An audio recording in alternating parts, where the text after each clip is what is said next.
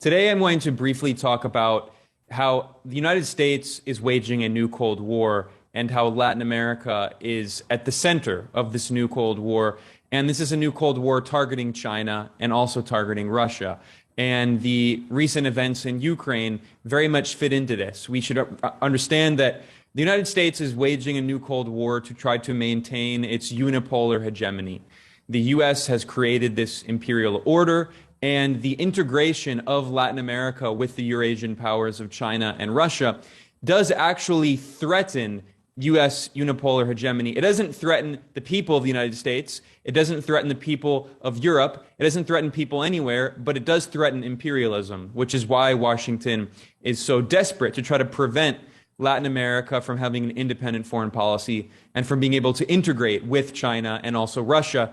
And when I say China and Russia, we should keep in mind that China and Russia have become key strategic partners, and Chinese Foreign Minister Wang Yi just reiterated this March that China and Russia have a rock-solid friendship, and each country is each other's most important strategic partner. So when I talk about Latin America's relations with China and Russia, we should understand that this is about building a new pole against the hegemony of the United States, the EU, and the NATO imperialist bloc.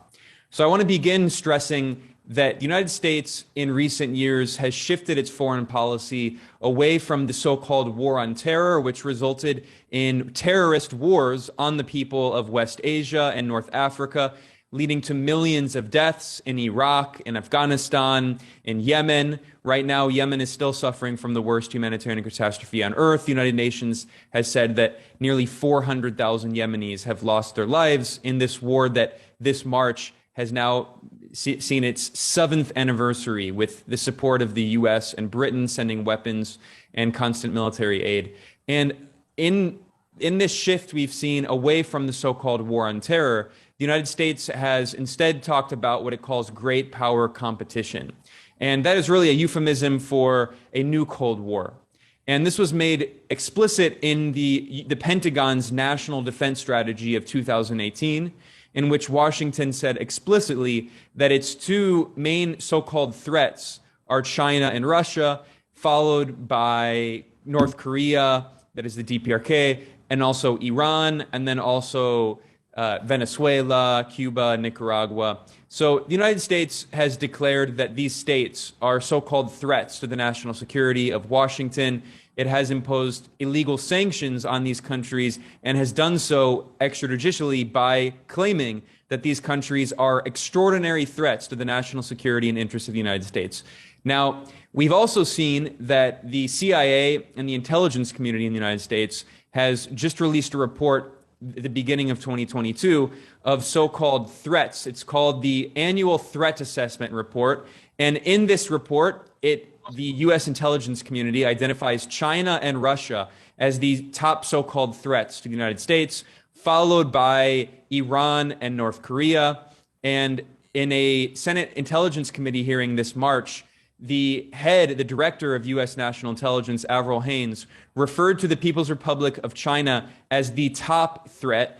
And she said that Beijing, quote, remains an unparalleled priority for the intelligence community. Now, note that the use of that language, unparalleled priority.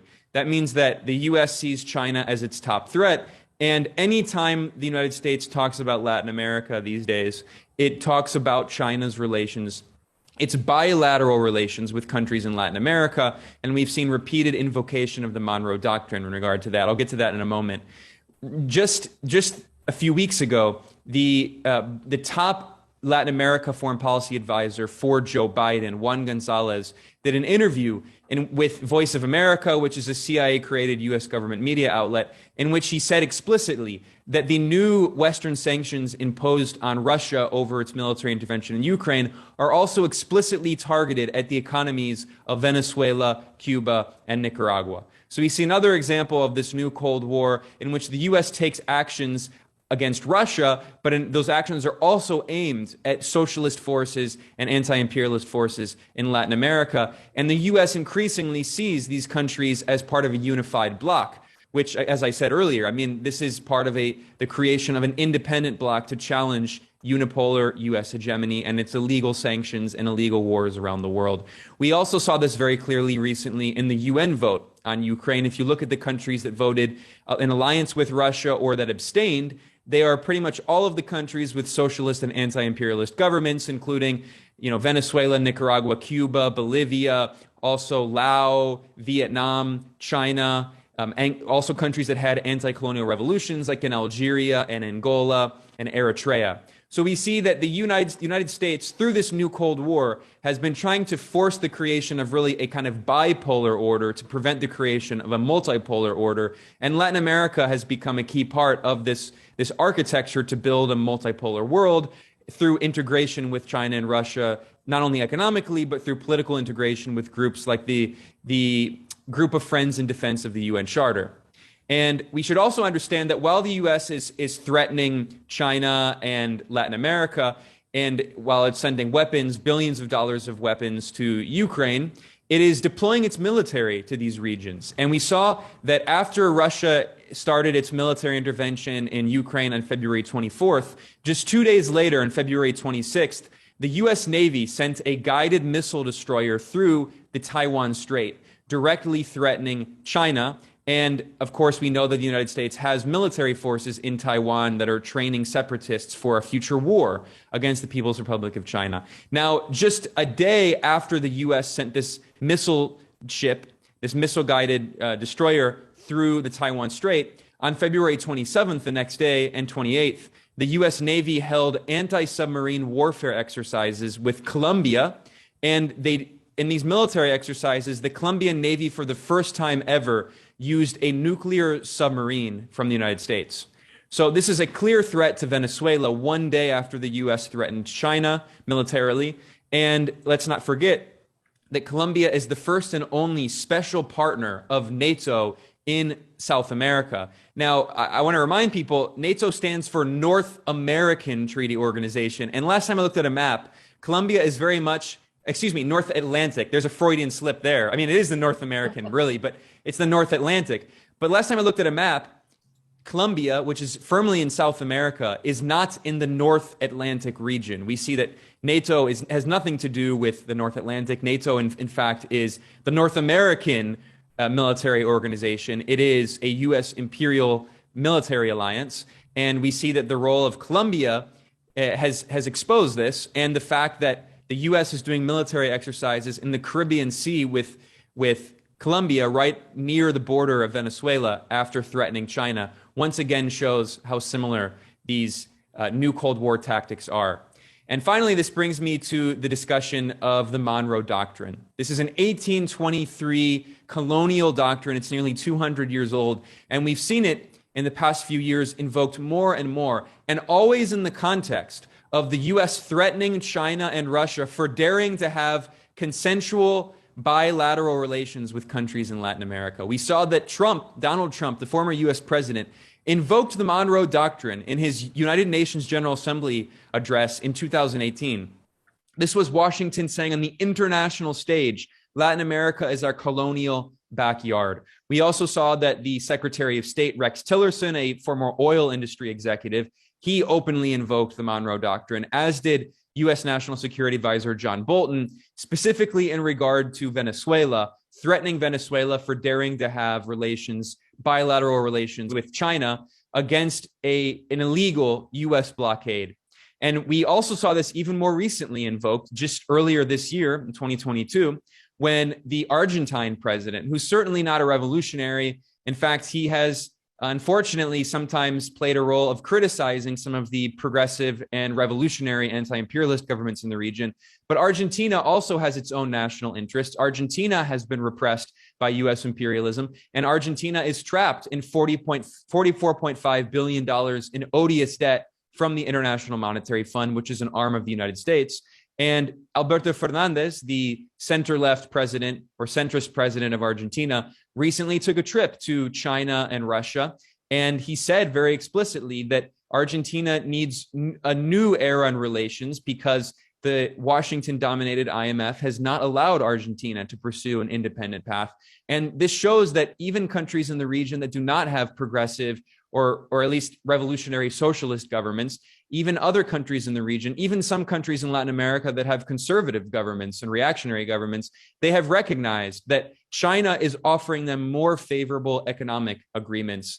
And even on bourgeois terms, they understand that the US empire is not willing to have favorable bilateral relations. Now, I mention this because not only is this important in terms of Latin America and China, but also because the response of the US government to this trip by Alberto Fernandez to both China and Russia was very revealing. We saw one of the top allies of Donald Trump, Matt Gaetz, who is a congressman from Florida, and on the floor of the US House of Representatives on February 7th, he invoked the Monroe Doctrine. He declared that there is a, quote, significant threat to our nation accelerating rapidly close to home. Now, I want to remind the geographically challenged congressman that Argentina is not in any way close to the US borders, but I mean, I excuse him because most North Americans know nothing about geography, yet alone history. But in this disgusting colonial speech, Matt Gaetz declared, this is an exact quote, on the floor of the US Congress just a month ago, quote, Argentina, a critical nation and economy in the Americas, has just latched itself to the Chinese Communist Party by signing on to the One Belt, One Road initiative. And he also said that this is a direct challenge to the Monroe Doctrine. Now, unwittingly, he was right that it is a direct challenge to the Monroe Doctrine, but not in the way that he meant it. It is a direct challenge because countries in Latin America are saying that they refuse to tolerate this 200-year-old colonial doctrine, that they are not the colonial backyard of the United States, or as President Joe Biden recently said, the front yard. And he appeared to be confused and he appeared to believe that calling Latin America the US front yard would be construed as a compliment. But no, it again shows that the colonial mentality in which the United States sees Latin America as its colonial property very much lives on. Trump referred to it as the US backyard. The Democratic President Biden refers to Latin America as the colonial front yard, but it shows that this is, a bipartisan colonialist doctrine. You can pick your flavor of neocolonialism, backyard or front yard, but at the end of the day, these colonial policies are shared regardless of who is US president. And finally, concluding here, I'll say that we see that countries in Latin America are recognizing more and more that China and Russia, as a strategic bloc, they offer more favorable trade agreements. We've seen that this December, Cuba joined the Belt and Road Initiative following after Venezuela did the same. And then this January, President Daniel Ortega at his inauguration announced that Nicaragua is also integrating with the Belt and Road Initiative. And the last thing I'll say here is we should keep in mind that one of the reasons that the United States has been so desperate to invoke the Monroe Doctrine and oppose any attempts by Latin America to have an independent foreign policy and have bilateral relations with China and Russia is also because Washington recognizes that some of the only countries in the world that still recognize Taiwan, which is part of the People's Republic of China, these countries, only if 13 countries on earth still recognize Taiwan as a so-called independent country. And I want to remind the listeners and viewers here that some of the only countries of these 13 on the planet that recognize Taiwan are in the Americas or in the Caribbean, specifically Guatemala, Haiti, and Honduras, as well as Paraguay, St. Kitts and Nevis, St. Lucia or St. Lucis, St. Vincent and the Grenadines. So these countries represent around half.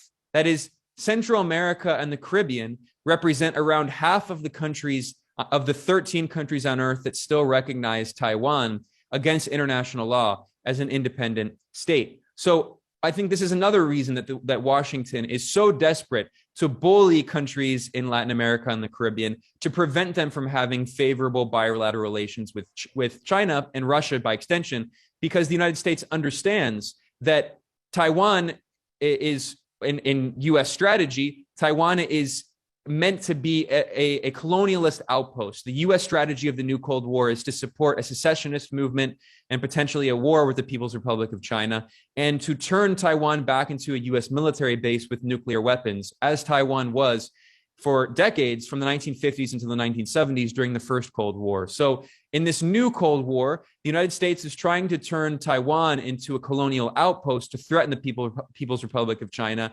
And it's threatening countries in Central America and the Caribbean to maintain relations, diplomatic relations with Taiwan in order to continue serving as this kind of colonial outpost as part of its new Cold War strategy against China and also Russia. So this is why today I was talking about how Latin America and the Caribbean have become a key focus of U.S. imperialism and its designs against China and Russia in the new Cold War, and why the peoples and the progressive movements of Latin America and the Caribbean have said more and more stridently that they refuse to be the colonial backyard of the United States, and they want bilateral relations with China and Russia and Vietnam and Iran and all countries around the world. And they need to they've been telling the United States that it needs to move beyond this 200-year-old Monroe Doctrine. These colonialist policies are bad for working people around the entire world. All they do is serve the interests of a small handful of capitalist oligarchs.